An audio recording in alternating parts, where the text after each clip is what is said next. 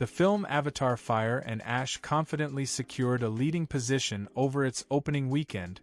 However, its initial box office performance turned out to be weaker than the expectations of the studio and analysts. The film easily topped the box office, surpassing other new releases of the weekend. At the same time, the financial result came in below preliminary estimates, which had anticipated a more confident debut. This gap became a reason for discussions about the film's future trajectory and its long-term potential. When compared with previous installments, the start appears ambiguous. The new chapter of the series showed a stronger result than the original film, but noticeably fell short of the second installment.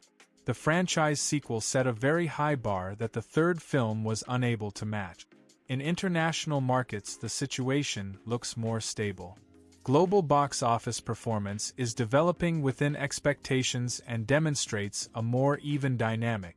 This makes it possible to say that the project is not facing sharp problems outside the domestic market.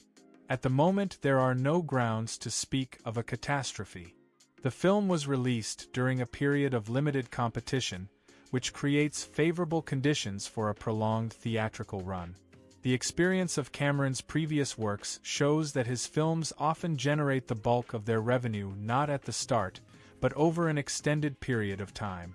The first installment of the franchise once managed to achieve a phenomenal result despite a restrained debut. The second installment started significantly stronger, but ultimately delivered a more moderate final outcome. The third chapter is unlikely to repeat the absolute records of the series, however it is premature to draw final conclusions at this stage. The key factor will be audience response in the coming week. The project is characterized by an extremely high level of production costs and is accompanied by a large-scale marketing campaign. For a confident financial result, the film will require a stable and sustained theatrical run. At present, expectations remain cautiously positive, as audiences have generally received the film favorably, even despite the restrained reaction from critics.